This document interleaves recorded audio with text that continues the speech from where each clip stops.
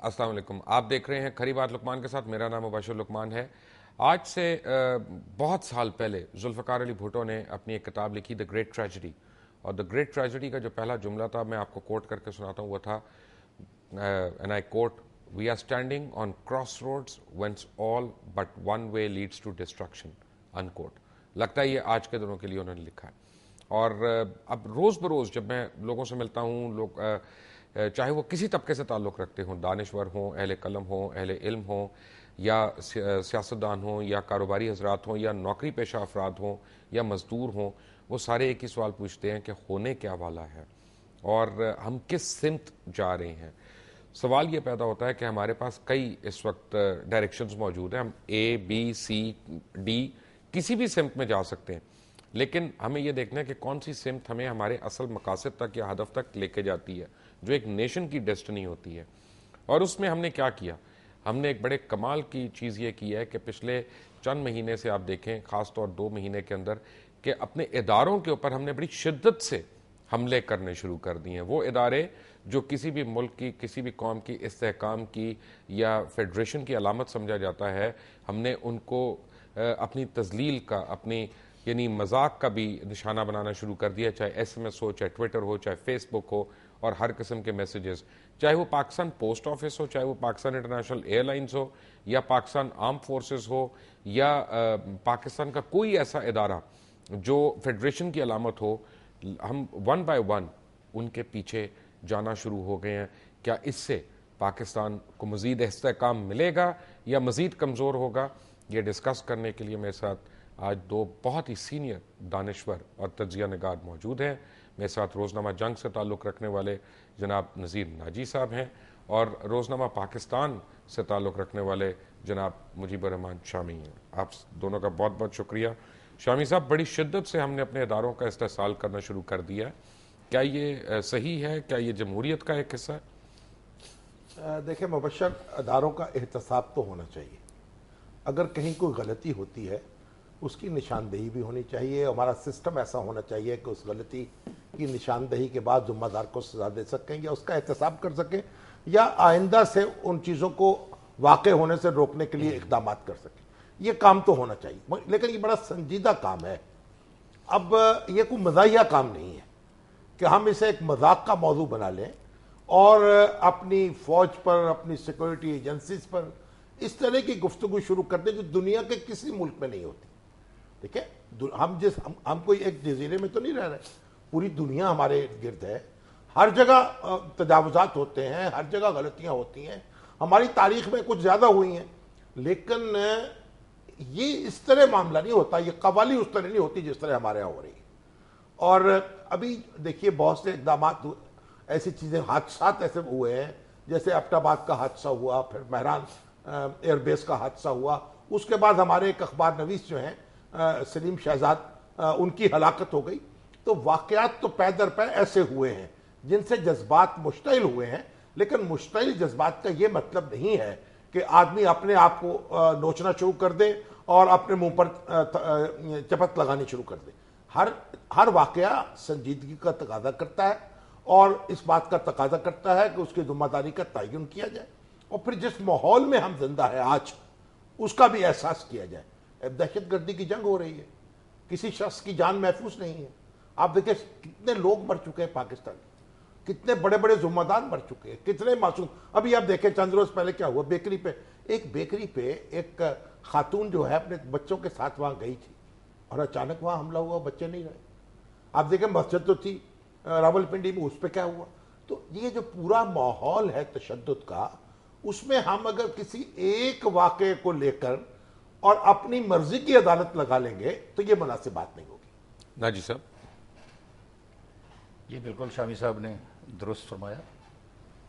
कहीं भी इस तरह नहीं होता कि आप किसी पूरे इदारे को टारगेट कर लें। कोई स्पेसिफिक इवेंट होता है जिस पे आप कहते हैं कि यहाँ इसकी तहकीक होनी चाहिए, क्या गलत हुआ, क्या सही हुआ।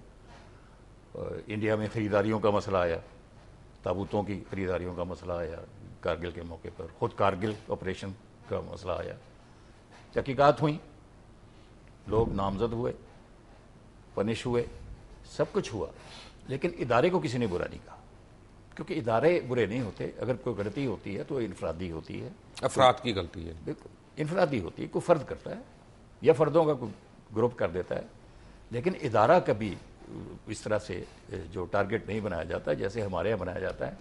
لیکن اس کا ایک پس منظر بھی ہے، یہ ہمیں بھولنا نہیں چاہیے.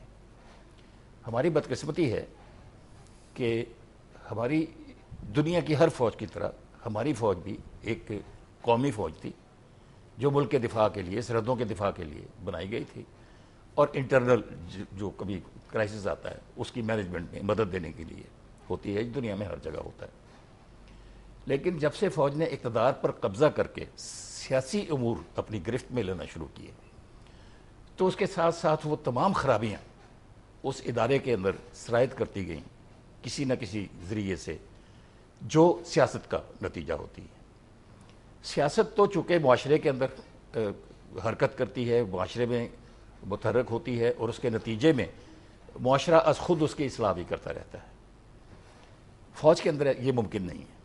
فوج ایک ڈسپلنڈ فورس ہے، اس کے اندر اس طرح کی جو پبلک ڈیبیٹ کے ذریعے اصلاح ہوتی ہے وہ وہاں نہیں ہوتی. ان کی انٹرنل ڈیبیٹس ڈیفینیٹلی ہوتی ہیں وہ، لیکن ڈسپلن کے اندر ہوتی ہیں.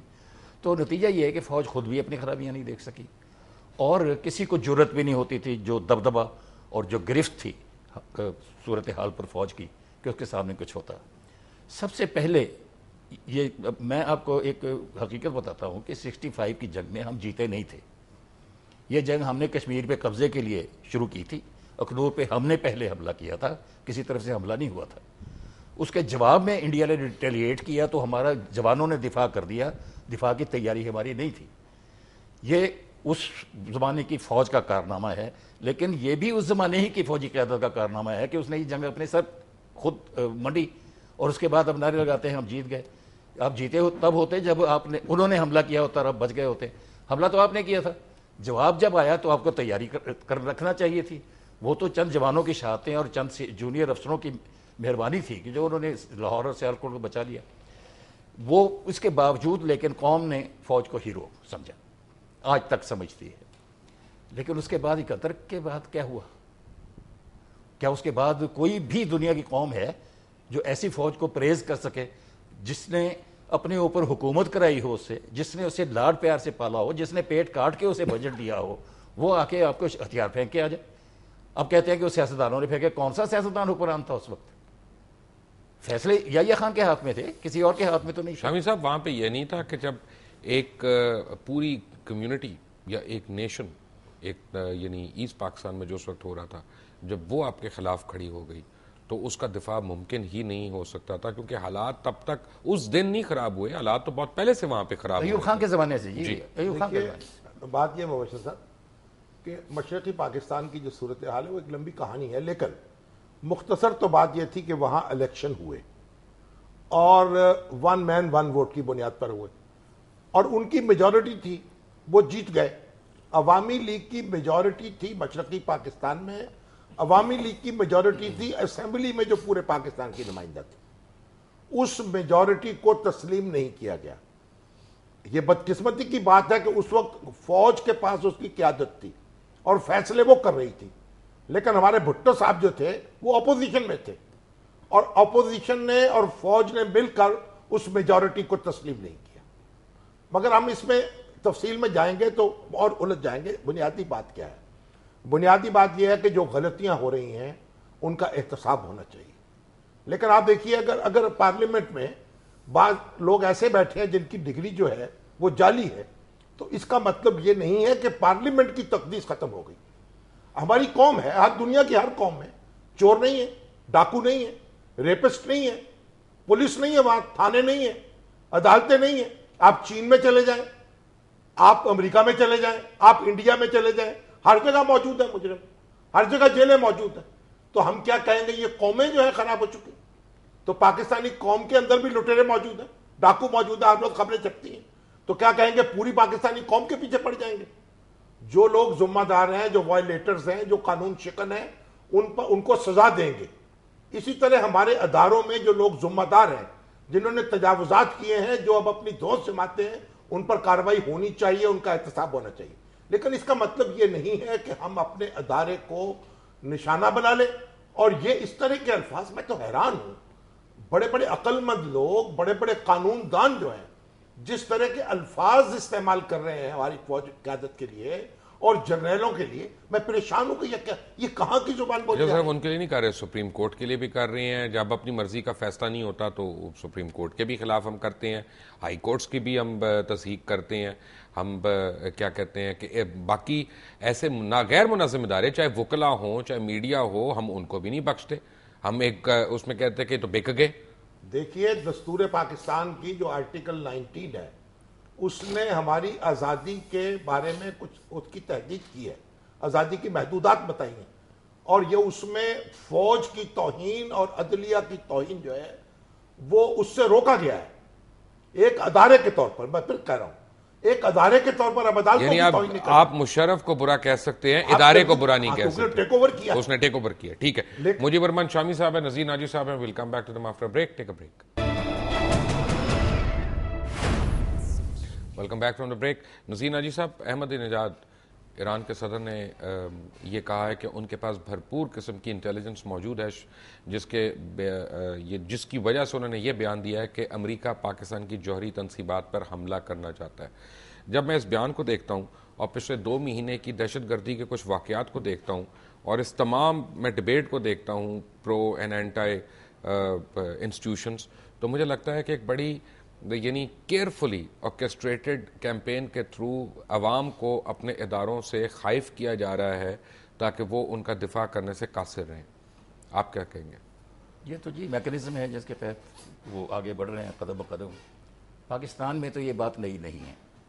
پاکستان میں بہت سے ریٹائر جنرل، بہت سے دانشور یہ کہہ رہے ہیں کہ ہمارے نیوکلیئر ایسٹس جو ہے امریکہ کا ٹارگٹ ہیں. اس پر تو ہمارے ہاں کسی کو شک نہیں ہے، اور ہماری ڈیفنس اسٹیبلشمنٹ بھی اس بات کو فیل کرتی ہے، سمجھتی ہے. لیکن ایک ایسے ملک کی طرف سے جس کا امریکہ کے ساتھ دشمنی کا رشتہ ہے 30 سال سے، اور آپ کو معلوم ہے جب اینمی کنٹری ہوتی ہے تو اس کے اندر انٹیلیجنس کے لیے زیادہ توجہ دی جاتی ہے، زیادہ فوکس کیا جاتا ہے. تو امریکہ اور ایران ایک دوسرے کے ہاں اپنے انٹیلیجنس نیٹ ورک کو کافی عرصے سے بہت مؤثر طریقے سے چلا رہے ہیں. اس دوران ظاہر ہے ان کے ہاں کوئی انفارمیشن لگی ہوگی ان کے ہاتھ امریکہ سے، اور اس کی وجہ بھی سمجھ آتی ہے کیونکہ پاکستان اور ایران دونوں ساتھ ساتھ ہیں. امریکہ کی اس وقت جو ڈپلائمنٹس ہیں وہ ایران اور پاکستان دونوں پر ہیں. گلف میں دیکھ لیں، ایربین اوشین میں دیکھ لیں، اور قطر دیکھ لیں، عراق دیکھ لیں، افغانستان دیکھ لیں. تو یہ ان سب یہ سرکل ہے پاکستان کے گرد ان کا بنا ہوا. اس طرح اس لیے بعید نہیں کہ کوئی ایسا منصوبہ ہو جس میں پاک ایران کو انہوں نے اکٹھا ڈسکس کیا ہو، ایران کو اپنی وجہ سے وہ سٹوری ہاتھ لگ گئی ہو، ساتھ پاکستان کی بھی آ گئی. یہ میں ایک امکانی بات کر رہا ہوں. لیکن احمد نژاد نے جس طرح جرت اور بہادری سے اور کلیئر کٹ یہ کہہ دیا ہے، یہ ایک ہیڈ آف دی اسٹیٹ کا چارج ہے. ابھی تک ہم میڈیا کی لیکس دیکھ رہے تھے، اسپیکولیشن دیکھ رہے تھے. اب ایک head of the state with authenticity یہ کہہ رہا ہے کہ میرے پاس انفارمیشن ہے. اس کے بعد وہ موڈیلٹی بتا رہا ہے کہ سیکیورٹی کونسل کے ذریعے یہ پاکستان کی طرف جائیں گے. تو اس سے ہمیں بہت ہوشیار ہونا چاہیے، ہمیں دیکھنا چاہیے کہ سیکیورٹی کونسل میں کیا کیس جا سکتا ہے. اور اگر میں پچھلے چند مہینوں کے واقعات دیکھوں تو مجھے تو یوں لگتا ہے کہ یہ سب سیکیورٹی کونسل کے لیے ہو رہا ہے. پاکستان سے اسامہ بن لادن کی برآمدگی انٹرنیشنل ٹیررسٹ ہے، اس کو ہم نے پناہ دی، سیکیورٹی کونسل اس پہ ظاہر ہے تشویش تو ظاہر کر ہی سکتی ہے. اس کے بعد وہاں جو ہوا ہے مہران، اس کے بارے میں یہ اکثر جگہ کہا جا رہا ہے کہ وہاں نیوکلیئر ایسٹس تھے جو بچ گئے. تو اگر یہ بات ثابت ہو گئی یا کہیں کسی طرح سے کسی نے پروو کر دیا یا امریکہ نے ہی پروو کر دیا یو این میں، تو یہ تو سیدھا سادہ کیس ہے پاکستان کے نیوکلیئر ایسٹس کے بارے میں انٹرنیشنل کنسرن کا. تو یہ میں اسے بے بنیاد نہیں سمجھتا. میں یہ سمجھتا ہوں کہ اس طرح کی تیاری ہو رہی ہے. اور یہ جو ابھی پچھلے دنوں کچھ طالبان کی طرف سے بیان آیا تھا کہ ہم پاکستان کے نیوکلیئر ایسٹس کو کیوں نقصان پہنچائیں گے، وہ تو ہمارے، وہ تو اسلامی. تو جس پر طالبان جس نیوکلیئر جو ایسٹس ہے ان پر طالبان اسلام کے حوالے سے اپنی وہ جتائیں، اور دنیا کے کسی قانون کو وہ نہیں مانتے، کسی لا کو نہیں مانتے، اور القاعدہ کا تو یہ کھلم کھلا کہنا ہے کہ وہ نیوکلیر بھی استعمال کرے گی. تو جن کو وہ خودکش حملوں میں مار رہے ہیں وہ مسلمان نہیں. تو اس لیے اس کو بھی میں اس ریفرنس میں دیکھتا ہوں کہ امریکہ نے اگر کوئی بنایا پاکستان کے خلاف کیس تو طالبان کا یہ کلیم اس میں بہت امپورٹنٹ رول ادا کرے گا. شامی صاحب یہاں پہ ایک کانسپریسی تھیوری میں نے آپ کو دینی ہے، کیونکہ جب ہر آدمی کانسپریسی تھیوریز دے سکتا ہے تو ایک مجھے بھی اجازت ہونی چاہیے کہ اتنے اٹیکس ہو رہے ہیں. آپ نے جن لوگوں کا ذکر کیا تقریباً میں آپ کو فگر بتاؤں 35,000 پاکستانی یہ دہشت گردی کے واقعات میں جاں بحق ہوئے. کوئی 68-69 بلین ڈالرز کا پاکستان کی اکانومی کو لاس ہوا ہے over a period of time. آپ کے سکولز، آپ کے کالجز، آپ کے ہسپتال، آپ کے لا اینڈ آرڈر کے انسٹیٹیوشن سارے اڑے. یعنی یہ نہیں ہے کہ کوئی زد سے بجے ایون بیکری جس کی آپ اگزامپل دے رہے ہیں. لیکن ان سب باتوں کے ہمارا باوجود معاشرہ تہس نہس ہو گیا. ان سب باتوں کے باوجود ناجی صاحب، شامی صاحب، یعنی امریکہ کی کسی بھی کمرشل ادارے کے خلاف بھی کوئی ایکٹیویٹی نہیں ہوئی ہے ابھی تک. اس سے میں کیا اخذ کروں کہ کیا ان کے پیچھے ان کا ہاتھ ہے؟ کیا اس میں موساد انوالوڈ ہے را کے علاوہ؟ اگر را کو میں کرتا ہوں تو میں ایک سیکنڈ کے لیے کہتا ہوں را کو چھوڑ دیں. کیا اس میں موساد انوالوڈ ہے؟ کیا پاکستان کی جو ایک شخصیت ہی کہوں گا یا پاکستان کا جو ایک نقشہ ہے وہ کھٹک رہا ہے لوگوں کی آنکھ میں کہ ایک اسلامی ریاست ہے یا اسلام کے نام پہ بنی ہوئی ریاست ہے، یہ کہیں کامیاب نہ ہو جائے کسی طرح سے؟ دیکھیں مبشر صاحب، میں ذرا اس کو تھوڑی سی مختلف زاویے سے دیکھ رہا ہوں. دیکھیں امریکہ اور پاکستان کے درمیان جتنی بھی تلخی رہی ہے ماضی میں وہ ایک انتہا پہ نہیں گئی، اور یہ 60-62 سال سے یہ ملک جو ہے وہ حلیف چلے آ رہے ہیں. اور امریکہ کے ساتھ ہم دفاعی معاہدوں میں رہے، امریکی اسلحے سے ہماری فوج لیس رہی، اور کئی ہم نے افغان جنگ جو ہے وہ امریکہ کے ساتھ تعاون سے لڑی. اب جو صورتحال ہے اس کو بھی آپ دیکھ رہے ہیں. دیکھیں لیکن امریکہ جو ہے وہ ایک کوئی سوویت یونین نہیں ہے، اس کے اندر مختلف لابیز جو ہیں وہ سرگرم ہیں. تو امریکہ کے اندر انڈیا کی لابی بھی بڑی سرگرم ہے، اسرائیل کی لابی بھی بڑی سرگرم ہے. اس وقت جو کوشش ہو رہی ہے ایک تو یہ پاکستان کو امریکہ سے لڑانے کی، یعنی ایسی صورتحال پیدا کر دی جائے کہ پاکستان میں امریکہ کے خلاف غم و غصہ انتہا کو پہنچ جائے اور امریکہ میں پاکستان کے خلاف. ابھی آپ دیکھیں جو سروے ہو رہے ہیں امریکہ میں، وہاں امریکی جو ہیں وہ پاکستان سے غم و غصہ، پاکستان پر ایک قسم کے تبرہ بھیج رہے ہیں، اور وہاں بھی ایک غصہ پیدا ہو رہا ہے پاکستان پر، اور جو اسامہ بن لادن کے واقعے کے بعد بڑھ گیا. اور پاکستان کے اندر بھی یہ کوشش ہو رہی ہے کہ امریکہ کے خلاف ایک نقطہ عروج پہ پہنچ جائے معاملہ سارا. تو اگر ایسی صورت پیدا ہوگی تو اس کا مطلب یہ ہوگا کہ ہم امریکہ سے الجھتے چلے جائیں گے، اور پاکستانی ریاست اگر امریکہ سے الجھتی ہے تو پھر اس کا انجام آپ کو خود اچھی طرح معلوم ہے. ہماری کوئی تیاری ایسی نہیں ہے، نہ ہم کر سکتے ہیں کہ ہم امریکہ کے ساتھ جنگ لڑیں. ایک بات. دوسری بات جو اہم ہے وہ یہ ہے کہ پاکستان کی جو فوج ہے وہ عوام کے مقابل کھڑی ہو جائے، عوام کا اعتماد جو ہے اپنی فوج پر ختم ہو جائے. اگر ایسا ہوگا، اس وقت یہ جو دہشت گردی کی صورت پیدا ہو رہی ہے کون لڑ رہا ہے اس کے خلاف؟ یہ کوئی ہائی کورٹ بار ایسوسیشن لڑ رہی ہے، یا میں کوئی ہماری سی پی این لڑ رہی ہے، یہ پی این ایس لڑ رہی ہے؟ یعنی کون لوگ لڑ رہے ہیں؟ یہ فوج سب سے بڑی رکاوٹ ہے آج بھی دہشت گردوں کے مقابلے میں. اور پاکستان میں رول آف لا کا جو تصور ہے اس کا کون اس وقت پشتیبان ہے؟ تو پاکستان کی ریاست کی اس وقت جنگ کے میدان میں سب سے بڑی طاقت جو ہے فوج ہے. اگر فوج کے اور عوام کے درمیان اعتماد کا رشتہ ختم ہو جائے اور لوگ یہ سمجھنے لگے کہ یہ فوج اس صلاحیت نہیں رکھتی کہ ہمیں ڈیفینڈ کرنے کی، اور فوج کے بارے میں ایک اس طرح کی بدگمانی شروع ہو جائے کسی ایک آدھ واقعے کی بنیاد پر، دوسرے واقعے کی بنیاد پر، جیسا کہ آپ اپنے پروگرام میں خود کہہ چکے کہ 9/11 جو ہوا، تو 9/11 کے بعد تو امریکیوں کو یہ کرنا چاہیے تھا کہ ہر فوج کا جنرل پکڑ کے اس کی چترال کرتے، لیکن کیا یہ واقعہ ہوا؟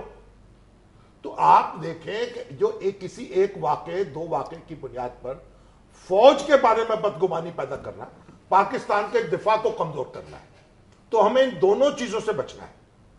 ایک تو ہمیں امریکہ کے خلاف نفرت میں انتہا پر نہیں جانا, دیکھیں نا, اپنے مفاد کی حفاظت کرنا, ایک فاصلے پہ رہ کر معاملات کرنا, یہ اپنی جگہ ہے, لیکن انتہا پہ نہیں جانا.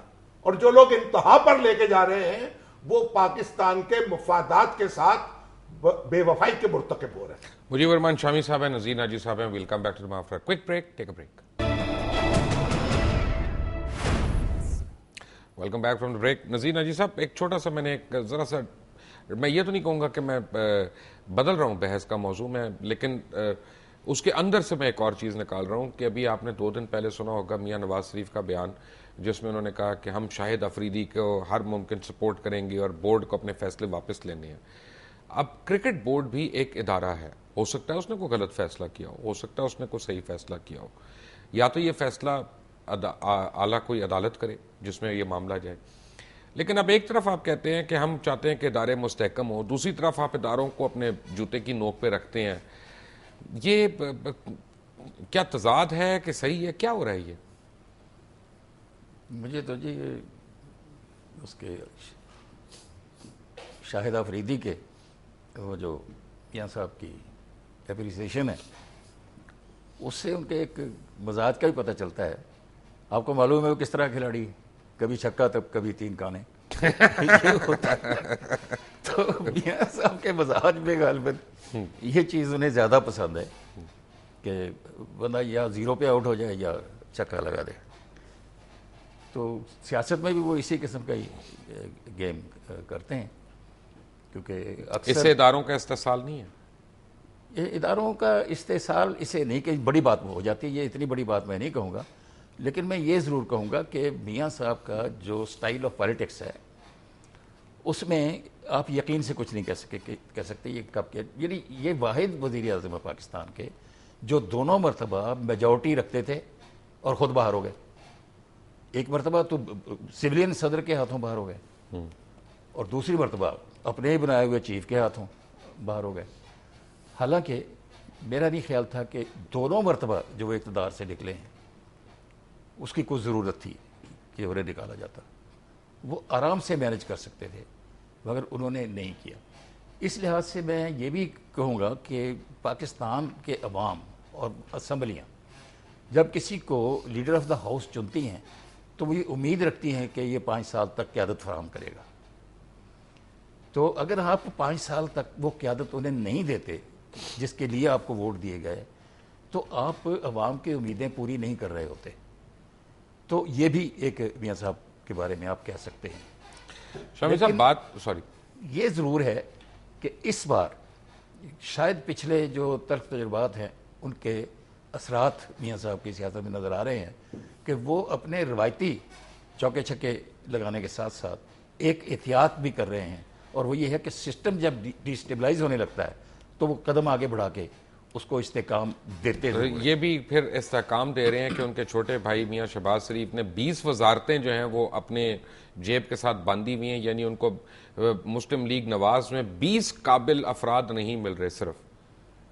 وہاں تو باقی بھی جو وزارتیں میرا خیال ہے وہ بھی اس قابل نہیں جو کر رہے ہیں لیکن انہوں نے مجبوراً دے رکھی انہیں. Shami Sahib, coming back to war on terror, کیونکہ آپ نے دہشت گردی کے خلاف جنگ میں کہا کہ یہ صرف فوج ہے جو لڑ رہی ہے. اب فوج کے ساتھ ایک پرابلم ہے, عدالتوں کے ساتھ بھی وہی پرابلم ہے. میں عدالتوں کو اس کے ساتھ شریک کروں گا کہ ہماری قانون ساز اسمبلیز نے لا آف ایویڈنس کو ری وزٹ نہیں کیا 9/11 کے بعد. ہمیں یہ بھی شواہد ملے ہیں کہ مثلا مہران بیس میں یا جی ایچ کیو میں یا ان جگہوں پہ حملہ آور وہ لوگ تھے جو پہلے کسی نہ کسی موقع پہ گرفتار بھی کیے جا چکے ہیں اور 2 سال کیس کے بعد وہ ان کو رہا بھی ہو چکے ہیں. ایک بھی دہشت گرد کو سزا نہیں دی گئی کیونکہ ان کے خلاف کوئی گواہی نہیں دے سکتا, عدالتوں میں نہیں آ سکتا. تو جس طرح دیگر ممالک میں لا آف ایویڈنس کے اوپر توجہ دی گئی کہ اس کو ری وزٹ کیا جائے, اس کو تبدیل کیا جائے, ہم اس کے برعکس اپنے اداروں کے اوپر یعنی تبرہ جو آپ نے لفظ استعمال کیا وہ کرنے پہ خوش ہو رہے ہیں. کیا یہ ایک سینسیبل اپروچ ہے؟ مبشر صاحب, بڑی عجیب بات ہے کہ پرویز مشرف صاحب کے دور میں بھی اس طرف کوئی توجہ نہیں دی گئی اور فوج جو ہے اس کی طرف سے یہ بار بار کہا جاتا رہا کہ یہ قانون سازی کرے, اور اب بھی کہا جا رہا ہے. بلکہ ابھی تو جو وکی لیکس میں آپ دیکھ لیں کہ جو ہماری امریکن سفیر ہے اور ڈاکٹر محمود بابر اعوان صاحب ہیں، بڑی بحث ہے دونوں کے درمیان. اور ضرورت اس بات کی ہے کہ لا آف ایویڈنس کو بدلا جائے اور ایسا بنایا جائے کہ ان لوگوں کو سزا ہو سکے. جب تک ایسا نہیں ہوگا عدالتوں سے یہ لوگ رہا ہوتے رہیں گے. تو بڑی بنیادی ضرورت ہے. اگر ایسا نہیں ہوتا تو اس کا مطلب ہے کہ آپ کوئی اس میں دلچسپی نہیں رکھتے، صرف لپ سروس ہو رہی ہے. ایک بات. دوسری بات میں آپ سے جو بیچ میں رہ گئی تھی، دیکھیں احمدی نجات صاحب نے ایک بات کہی ہے کہ یو این او سے پاکستان کے اوپر کوئی اقدام ہو سکتا ہے، امریکہ یو این او کو مینوور کر سکتا ہے. دیکھیں اس وقت تو بات یہ ہے کہ چائنا جو ہے ہمارا سب سے بڑا دوست ہے، اور اس وقت بھی چین نے ایک وارن کیا ایک لحاظ سے کہ بھئی پاکستان کی خدمات جو ہیں ان کو مد نظر رکھا جائے. تو چین کے ہوتے ہوئے یہ تصور نہیں ہونا چاہیے کہ پاکستان کے خلاف کوئی سیکورٹی کونسل سے ریزولوشن آ سکتا ہے یا سیکورٹی کونسل اس میں فریق بن سکتی ہے. ایک بات. دوسری بات یہ ہے کہ ہمیں چین کو پاکستان کو چاہیے کہ انوالو کرے سارے مذاکرات میں. کسنجر نے بھی یہ بات کہی ہے کہ اب دیکھیے امریکہ جو ہے اس کی واپسی کا عمل شروع ہونے والا ہے. وہ 2 سال لے 3 سال لے، لیکن ان کی پہلا دستہ واپس ہو جائے گا چند ماہ کے اندر اندر. ان کو الیکشن بھی تو جیتنا ہے نا، ان کو الیکشن بھی جیتنا ہے، ریٹنگ ان کی افیکٹ ہو رہی ہے. پھر ایسی صورت میں اب دیکھیے اب یہ مذاکرات کا مرحلہ ہے. تو ہماری جو پاکستان ہے، پاکستان کی فوج ہے یا اسٹیبلشمنٹ ہے یا حکومت ہے، اس کے حوالے سے جو کہا جاتا ہے کہ یہ طالبان کا گروپ ان کو عزیز ہے اور یہ عزیز نہیں ہے، تو اب وہ وقت آ گیا ہے اس کو ثابت کرنے کا. اب جو طالبان، اگر کوئی سنتا ہے ہماری بات طالبان میں، تو اس کو اور نیٹو کی فورسز کو، الائڈ فورسز کو، امریکہ کو یہ مذاکرات بھی میز پر آنا ہوگا.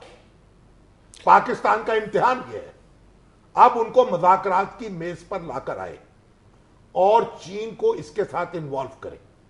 یہ امریکہ کے مفاد میں بھی ہے، امریکہ سے بھی یہ بات ہو رہی ہے، پاکستان کے مفاد میں بھی ہے اور اس خطے کے مفاد میں بھی ہے. اس طریقے سے ہم اپنے اوپر جو پریشر ہے اس کو کم کر سکتے ہیں.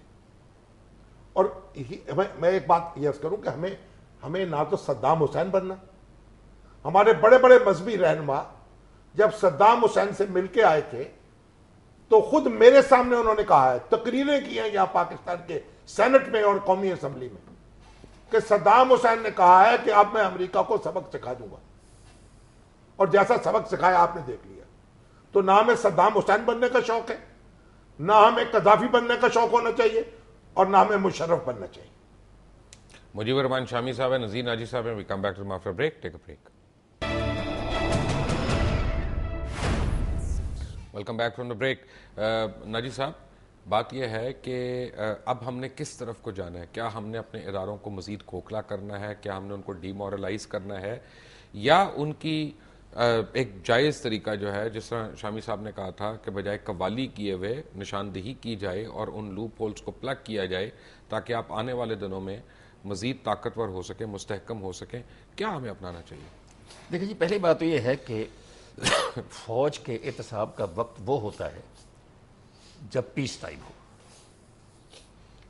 جنگ کے دوران فوج کا احتساب جو ہے وہ ایک احمقانہ حرکت ہوتی ہے، اپنے پاؤں پہ کلاڑا مارنے کے مترادف ہوتا ہے. اس وقت ہم جنگ کی صورتحال میں ہیں، پورا ہمارا فرنٹ گرم ہے، اور انڈیا اس موقع کا فائدہ اٹھاتے ہوئے، جیسا کہ ہونا چاہیے، وہ تو دشمن ہے ہی، انہوں نے اپنی کنسنٹریشن کر دی ہوئی ہے. جو اطلاعیں ہیں وہ یہی ہیں کہ ان کے ایئر فورس کے کچھ جو اسکواڈرنز ہیں وہ بھی ہمارے بارڈر کے قریب رینج کے پاس آئے ہوئے ہیں. فوج کا بڑا حصہ متحرک ہے اس وقت، ایکسرسائزز کر رہے ہیں. جب ایکسرسائزز ہو رہی ہوں تو متحرک ہوتا ہے وہ. اور اس کے ساتھ افغانستان میں آپ کو معلوم ہے دیر میں ہمیں ایک سیمپل بھی دے دیا گیا ہے کہ اگر آپ کی طرف سے آ سکتے تو ہماری طرف سے بھی آ سکتے ہیں. تو آپ صرف یہ نہ سوچیں کہ وہاں ہوا ہے، ہمیں تو اب پورے بارڈر پہ الرٹ رہنا پڑے گا نا. تو اس پہ ہماری ویجیلنس اور ڈپلائمنٹ جو ہے وہ بڑھے گی. انٹیریئر میں ٹیررزم چل رہی ہے. ایسی صورتحال میں جب فوج جنگ میں مبتلا ہے، اس کو بطور کرنا، اس پر تانا زنی کرنا، یہ فوج کی جو اصل طاقت ہے، نہ وہ اسلحہ ہوتا ہے، نہ وہ ٹریننگ ہوتی ہے. فوج کی اصل طاقت ہوتی ہے مورال اور بیکنگ، پبلک بیکنگ. پیچھے پبلک ہو ملیٹنٹلی سپورٹ کر رہی ہے اسے، اور حوصلے بلند ہو. حوصلے بلند اس وقت ہوتے ہیں جب ان کی کارکردگی کی تحسین ہو، عزت ہو، کیونکہ جان دینے کے لیے پیسہ کام نہیں آتا. پرائڈ ہوتا ہے جس کے لیے بندہ جان دیتا ہے، عزت ہوتی ہے جس کے لیے جان دیتا ہے. تو اس وقت جب کہ وہ جانے دے رہے ہیں، ان کے پرائڈ کو ہرٹ کرنا میں سمجھتا ہوں کہ یہ نامناسب ہے. دنیا کے کسی ملک میں ایسا ہوتا تو وہاں غداری کے الزام میں کافی لوگ پکڑے جاتے. یہاں پہ آزادی صحافت کے نام پہ ہم رگڑا جا رہے ہیں. دیکھیں بات یہ ہے مبشر صاحب کہ آزادی جو ہے اس کی حدود ہے، خود دستور نے مقرر کی ہیں، ان کے اندر ہمیں رہنا ہے. دیکھیں یہ بات بالکل درست ہے کہ حالت جنگ میں دیکھیں ہمیں جو اصلاحات کرنی ہے وہ کرنی ہے. ہمیں یہ ضرور دیکھنا ہے کہ آئندہ سے ڈسپلن کے نام پر کوئی چیف آف آرمی سٹاف اپنی فوج کو استعمال نہ کر سکے ہمارے سسٹم کے خلاف. دیکھیں نا یہ بھی تو بڑی زیادتی ہے نا کہ ڈسپلن کے نام پر ایک شخص یا دو اشخاص جو ہے وہ قابض ہو جائیں اور جو چاہے کریں اور فوج ان کی لونڈی بن کے رہ جائے. یہ سارے کام ہمیں کرنے کے ہیں لیکن آہستگی کے ساتھ اور دانش کے ساتھ ہونے چاہیے. اور یہ پبلک ڈیبیٹ کا اس وقت موضوع نہیں ہے. اس وقت ہم حالت جنگ میں ہیں اور پوری قوم کو یکسوئی کے ساتھ اپنی فوج کے ساتھ کھڑا ہونا ہوگا اس وقت. باقی جو سیاستدان ہیں، اہل دانش ہیں، اپنے طریقے کریں، تدبیر کریں اور نشاندہی بھی کریں، ذمہ داروں کے خلاف کارروائی بھی کریں، لیکن یہ کوئی طریقہ نہیں ہے. ہر چیز کا ایک دیکھیے، آپ سردی میں آپ ململ کا کرتا نہیں پہنتے اور گرمیوں میں آپ جناب 3 پیس لگا کے نہیں آ جاتے. ہر ماحول کے، ہر موسم کے اپنے تقاضے ہیں. اور اگر کوئی آپ اس طرح شروع کر دیں کہ جو دنیا جان میں کوئی کہہ رہا ہے جناب بی ایم ڈبلیو کو، بھائی بی ایم ڈبلیو واپس لے لے. اگر چیف آف نیول سٹاف کے پاس بی ایم ڈبلیو ہے واپس لے لی جائے، وزارت دفاع اس کو واپس لے لے، کیوں ہونی چاہیے. لیکن یہ چیزیں وہ ہیں بی ایم ڈبلیو کی بوٹ منگا دیں، کچھ کر لیں. ہمارے ملک میں دیکھیے انفارچونیٹلی ہم نے جو لائف سٹائل اپنایا ہے وہ ہمارے سیاستدانوں کا بھی، ہمارے حکمرانوں کا بھی، ہماری ایلیٹ کا بھی، ہم بھی اس میں شریک ہیں، اور ہمارے فوجی جرنیلوں کا بھی وہ ویسا نہیں ہے جیسا پاکستان جیسے ملک کے رہنے والوں کا اور ان کے لیڈروں کا ہونا چاہیے. یہ ہم سب کو بدلنے کی ضرورت ہے اور یہ بدلنا چاہیے. لیکن اس وقت تو آپ جو جنگ لڑ رہے ہیں، اگر آپ اس میں ایک چھینا جپٹی میں پڑ جائیں گے، ایک دوسرے پر تانا زنی پہ پڑ جائیں گے، تو بس معاملہ تو ہو چکا. مجھے یاد آ رہا ہے بامبے کا واقعہ، ممبئی کا انسیڈنٹ، جب یہ 72 گھنٹے ممبئی انڈر سیج رہا. حالانکہ اس سے پہلے سمجھوتا ایکسپریس والے انسیڈنٹ میں ثابت ہو گیا کہ انڈین آرمی کے کرنل سمیت کچھ سینئر افسرز جو تھے یا آفسرز تھے وہ اس میں شامل تھے. انہوں نے ان کے کورٹ مارشل کیا جو شامل تھے، انہوں نے ان کو ٹرمینیٹ کیا جو بھی اپنے قانون کے مطابق کرنا تھا. ادارے کے اوپر نہیں پڑنے دیا، بلکہ بامبے کے بعد پوری لوک سبھا نے ایک اسپیشل ٹاسک فورس بنا کے اس یعنی ٹیررزم کے خلاف ان کے بجٹس بڑھائے. ہم تو یہاں بجٹس میں کمی کی بات کر رہے ہیں. یہ تو ساری، میں نے پہلے عرض کیا تھا کہ یہ تو ساری دنیا میں ہوتا ہے کہ پورے انسٹیٹیوشن کو کبھی بلیم نہیں کیا جاتا. اور آرمی جیسے سینسٹیو انسٹیٹیوشن کو میں نے جیسے عرض کیا کہ انہوں تو جانے دینی ہوتی، تو ان کا مورال بلند رکھنے کے لیے ان کے وقار کو، ان کی جو عزت ہے اس کو برقرار بھی رکھنا چاہیے بطور ادارہ. جو غلطی کرتا ہے وہ ادارے کے وقار کو ہی مجروح کرتا ہے، اس کو یقیناً صاحب لی چاہیے. ویسے آپ کو یاد ہوگا ٹنڈو بہاول کا جو واقعہ ہوا تھا، آصف نواز تھے چیف آف آرمی سٹاف اس وقت، نواز شریف صاحب میں دور حکومت تھا، جب بعض جو افسر تھے فوجی ان پر الزام لگا کہ انہوں نے بعض لوگوں کو بے گناہ مار دیا، ان کے اوپر کارروائی ہوئی، وہ فوجی افسر جو ہے اس کو پھانسی دی گئی اور خود فوج نے دی. تو یہ کام تو ہونا چاہیے. سزا دینے کا مطلب یہ نہیں ہے کہ آپ اگر یعنی کوئی قتل ہو گیا ہے لاہور میں تو آپ کہیں لاہور کے پورے شہری جو ان کو پھانسی دے دی جائے. تو فوج جو ہے اور آئی ایس آئی بھی دیکھیے، اگرچہ بڑا مشکل بات ہے یہ، آئی ایس آئی کو اس طریقے سے یہاں بات ہو رہی ہے جیسے راہ کے بارے میں کبھی ہم کرتے تھے. آئی ایس آئی نے جو کچھ کیا ہے اس ملک کی سیاست میں وہ حکمرانوں کے تابع کیا ہے نا. آئی ایس آئی کی مصیبت شامی صاحب یہ ہے کہ جو کچھ انہوں نے کیا ہے وہ بتایا نہیں جا سکتا کیونکہ وہ اتنے سیکرٹ کام ہیں، لیکن وہ ملک کے دفاع کے لیے اور مفاد کے لیے ہوئے، اور جو کچھ وہ کرتے ہیں وہ انہیں نہیں کرنا چاہیے. جو سیاست ہے، دیکھیں سیاست میں سیاست اور میڈیا ان کا تعلق ہی نہیں. بھٹو صاحب کے وقت سے شروع ہوا انٹرنل پالیٹکس میں حصہ لیا. میں آپ کو ایک بات بتاتا ہوں چلتے چلتے، بٹ شامی صاحب آپ کا اور ناجی صاحب آپ دونوں کا بہت بہت شکریہ کہ گلف وار کے فوری طور پہ اس کے فوراً بعد سعودی عربیہ نے، سعودی گورنمنٹ نے 3 میجر کانٹریکٹس تھے جو کچھ فرینچ کمپنیز کو دیے، تو اس کے اوپر بڑی تشویش ہوئی امریکن بزنس کمیونٹی کے اندر. تو CIA کو یہ ٹاسک دیا گیا کہ وہ ان کمپنیز کا کانٹریکٹ کسی طرح کینسل کرائے، اور انہوں نے ان کے اوپر ڈیک آؤٹ کیا، خوب گن نکالا، جو بھی ان کے پاس شواہد تھے، اور وہ سعودی فرما رواں کو وہ پیش کیے گئے. تو انہوں نے گھبرا کے ان سے کینسل کیا، اور وہ ہیلی برٹن وغیرہ 1-2 امریکن کمپنیز جو تھیں ان کو وہ کانٹریکٹ اوارڈ کیا. تو یہ آج کی موجودہ ایجنسیز جو ہیں وہ صرف آپ یہ نہ سمجھے کہ کوئی وائر ٹیپنگ کرتے ہیں یا فون ٹیپنگ کرتے ہیں، تو پرانے وقتوں کی باتیں ہیں، بٹ وہ ملک کی اقتصادیات کا بھی دفاع کرتے ہیں اور اقتصادی قوتوں کا بھی دفاع کرتے ہیں. مشکل وقت ہر ایک پہ آتا ہے، گھروں میں آتا ہے، ہمارے گھروں میں کوئی فوت بھی ہو جاتا ہے، کوئی زخمی ہو جاتا ہے، کوئی بیمار ہو جاتا ہے، کسی کی کوتاہی سے کوئی سیڑھیوں سے گر جاتا ہے، کوئی سلپ ہو جاتا ہے، لیکن اسے گھر کے افراد کو یعنی کیئرفل کرایا جاتا ہے، ان کو پھانسی نہیں دی جاتی. اس مشکل وقت سے نکلنے کا صرف ایک ہی حل ہے کہ ہم سارے متحد ہوں بحیثیت قوم، اور اپنے اداروں کا اور اپنے ملک کا ہم مل کر دفاع کریں. انٹل ٹمورو، اللہ حافظ.